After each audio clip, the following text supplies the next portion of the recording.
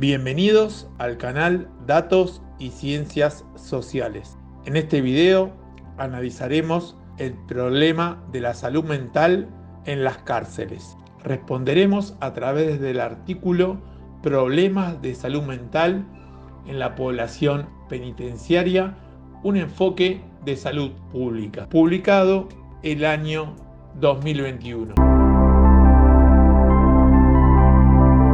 Vamos a hablar de la preocupación por los datos que muestran un número importante de personas con problemas de salud mental, especialmente personas con graves problemas de salud mental en instituciones penitenciarias. Se trata de un fenómeno que aparece en países muy distintos, que engloba una cantidad muy diversa también de problemas, que en general muestra que hay un porcentaje de personas con este tipo de problemas mayor en las prisiones que en la que existe en la población general, y que en general se asocia a situaciones de déficit de atención. Las personas reciben una atención insuficiente dentro de las instituciones y tienen problemas importantes cuando salen.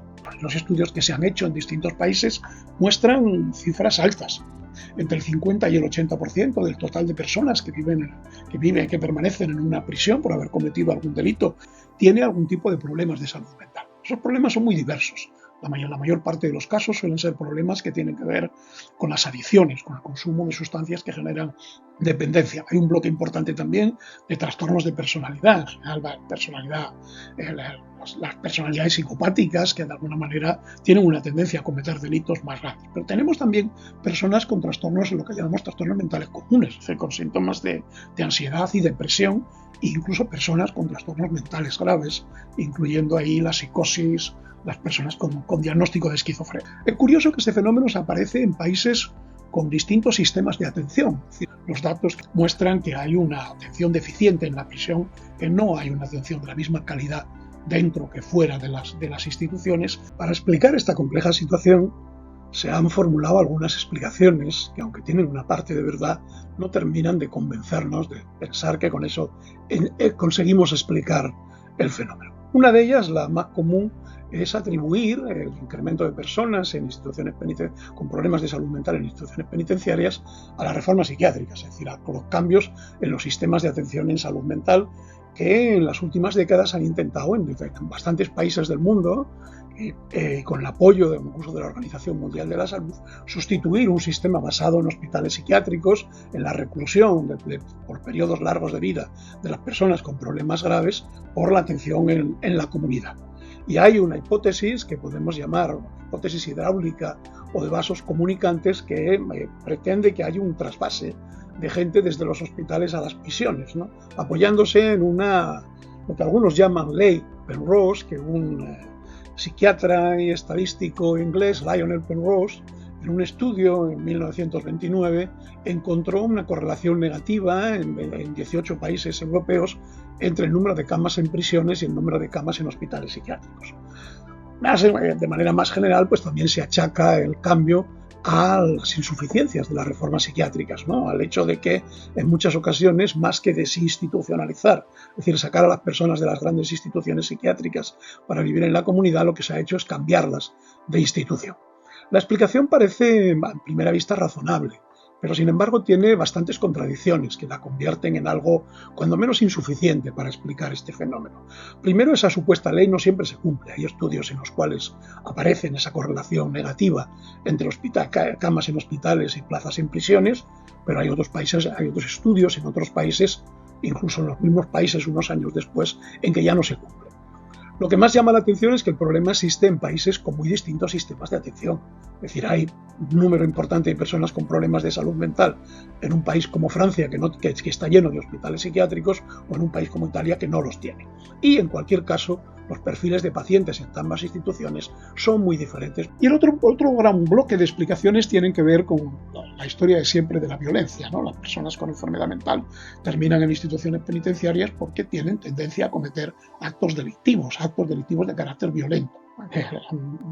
hipótesis que se aplica fundamentalmente a personas con trastorno mental grave, que se ha estudiado en personas, por ejemplo, con esquizofrenia. Forma parte del estigma, ¿no? de ese grupo de actitudes sociales negativas hacia las personas con esquizofrenia. Son naturalmente personas violentas, por lo cual terminan cometiendo delitos, crímenes y terminan en la cárcel. Los datos epidemiológicos que hay, es decir, los estudios de población con esquizofrenia, con trastorno mental grave, tampoco apoyan claramente esa explicación. Por un lado, solo una minoría, una inmensa minoría de personas con trastorno mental grave tienen comportamientos violentos. En la mayor parte de los casos, la violencia de las personas con trastorno mental grave, con esquizofrenia, tiene más que ver con violencia que reciben del resto de la sociedad o con violencia autoinfligida, ¿no? con suicidios o intentos de suicidio. Las variables que explican que las personas con trastorno mental grave estén dentro de las instituciones penitenciarias no afectan a la mayoría de las personas con trastorno